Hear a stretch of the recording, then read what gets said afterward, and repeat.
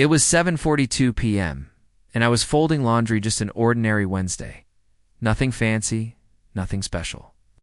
The hum of the dryer, the quiet of the evening, and the usual monotony of routine. Then my phone buzzed. Notification. One new message from Lena, my wife of 12 years. Subject line: a new chapter. I opened it, curious, expecting maybe a picture from her girls' trip. What I got instead was a sucker punch I never saw coming. I'm not coming back. I've met someone much better and much younger than you. It makes me feel alive again. Don't bother calling. I've already transferred the savings into my personal account. Good luck. No hesitation. No emotion. Just pure digital cruelty. 12 years of marriage. Erased with 5 lines of text. The woman I built a life with, saved with, sacrificed for. Just casually hijacked over $280,000 of our joint savings, the result of canceled vacations. Skipped luxuries, side gigs, and sleepless nights. And yet I didn't cry. I didn't scream. I didn't break anything. I just stared at the message, blinking. Then I whispered 2 words: thank you. I walked to my study, unlocked a drawer I hadn't touched in months, and pulled out a folder labeled Plan B in case of fire. You see, Lena always thought she was the smarter one, always believed she was 2 steps ahead. But in reality, she was 5 steps behind. And tonight, she was about to find out just how far. By midnight, while she was sipping cocktails in some overpriced resort, I was wide awake, calmly sipping black coffee, laptop open, no tremble in my hands.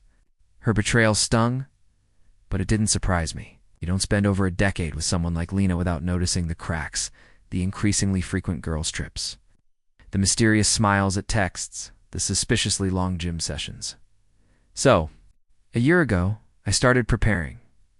I hired an attorney who specialized in asset protection. We opened a trust under my name alone. Every major investment was moved into that trust, the joint account. Just a decoy linked to a dummy fund, the real savings, quietly stashed in a crypto wallet and 2 offshore accounts. Lena thought she stole everything.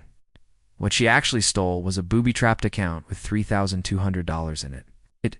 I moved the rest too. Weeks before her trip, but I wasn't done. I pulled up our home security system, one with hidden cloud backups Lena never knew about. A few days before she left, I'd captured a very specific piece of footage. A man entering our home while I was away. Not a stranger, her personal trainer. The one she once insisted was just a friend. They weren't training. I clipped the footage, uploaded it, and drafted an email addressed to her company's HR department. Subject line: urgent ethics violation, with a video attachment. Lena worked at a highly conservative law firm. Strict morality clauses. Her entire brand was authenticity and professionalism. That was about to change. I hit send, and I smiled. Because her real vacation was just beginning. It's the kind where she'd be forced to watch every illusion of control slip from her fingers. The next morning at 6:02 a.m., my phone lit up. Blocked number. I let it ring. At 6:04 it rang again. Still ignored. Then the messages poured in. Lena, what the hell did you do? Lena, why is the account frozen? Lena, call me right now. I didn't respond. Instead, I logged into our bank's app and hit freeze card, the same one she used for spa treatments. 5-star room service and the romantic helicopter tour. She'd posted on Instagram dead. Useless at 7:45 a.m. Screenshot hit my inbox, sent by a friend in HR who owed me a favor. Subject line: suspension pending review. Lena Matthews had been placed on administrative leave effective immediately. Her 6-figure job, the same one she weaponized in arguments to belittle me, gone. Then she called again. I picked up. You sick son of a you ruined my life. I said nothing. Let the fury burn. Can't do this. I took what was mine. You didn't even care about me. I finally spoke, voice calm as ever. Oh, I cared. I cared enough to leave you with a bankrupt account, a terminated contract, and a boyfriend who bailed on the hotel bill. She gasped. How do you know that? Check the lobby cameras. He left at 3 a.m. The card you gave him was declined. Silence. Her breath quickened. "Have a great morning, Lena," I said. "It's just getting started." I hung up. By noon, my phone lit up again, but not from her. This time it was her family. Parents, sister, even her godmother, Linda, her mom. "Sweetie, we just heard from Lena. She's really upset. What's going on?" "Richard, her dad. She says you hacked her accounts. And you're being cruel." "No need to explain." I forwarded them a single PDF file screenshots of Lena's texts with her affair partner. Booking confirmations for her secret getaway, a signed transfer notice from our joint account, one damning selfie she'd accidentally uploaded to. My iCloud from the shared iPad, drunk, in bed. With him. 3 minutes later, Linda replied, "Oh my God, I'm so sorry." Silence after that. "Well, not from everyone. Carla, her sister. You think you're a saint? You always acted better than her. Now you're just cruel." My reply, "Tell me, Carla.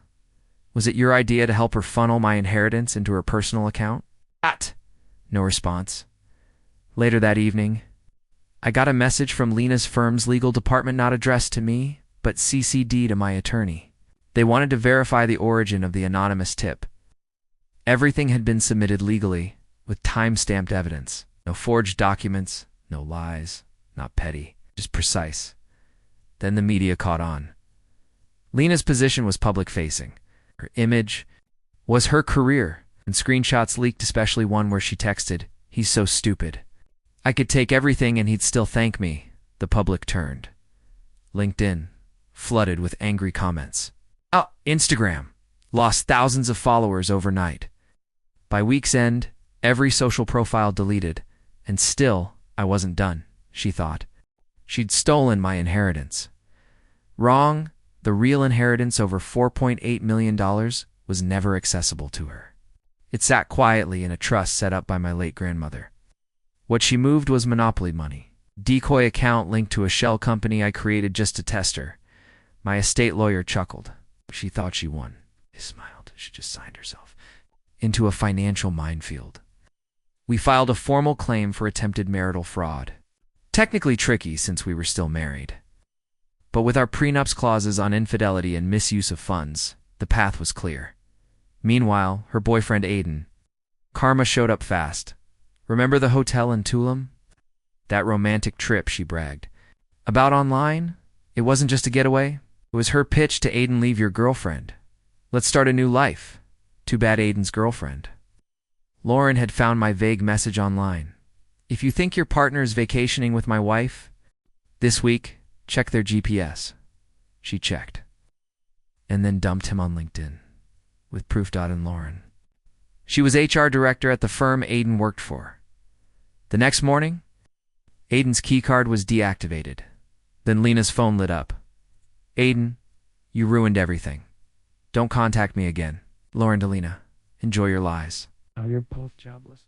Now, that evening, Lena called me, broken. "Ethan, please, can we just talk?" I didn't yell.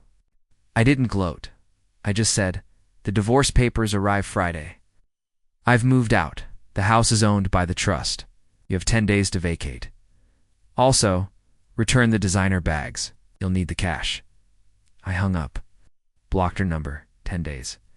Later, the annual charity gala honoring my grandmother. I hadn't planned to attend. But when the board told me Lena had RSVP'd as my +1, I smiled. Let her come. She wanted to play the gracious wife again, to pretend she still held her place in high society. But I didn't come alone. She entered, dressed like royalty. Rented gown, borrowed jewelry, fake smile. Cameras flashed until they saw me on stage, being introduced as the torchbearer of my grandmother's legacy. And beside me, my date, Lauren, graceful, composed, powerful. The host handed me the mic. "Tonight I'm announcing a new fund in my grandmother's name. It's for veterans, especially those who return to find betrayal where they expected love." Gasps. And then the slideshow began. Photos of veterans we helped, and in the center, a screenshot of Lena's email. The one where she told me I've found someone better. Her name, her photo, her words. The crowd turned. She tried to leave, muttering under her breath, but it was too late. The whispers followed her out of the ballroom. The next morning, she was trending locally. Yoga Queen's trust fund backfire. Karma served black tie. She moved in with a cousin in Arizona. Credit ruined. Social circle vanished. New life, non-existent, and me. Quiet, focused, building something real. Not out of spite, but out of purpose. Sometimes the best revenge is showing them they were never your whole story, just a forgettable footnote. Like this story? Share it with someone who needs the energy. Subscribe for more tales of betrayal and justice. Because here, every lie meets its reckoning, and every betrayal finds its shadow. Stay sharp. Stay strong. Stay tuned.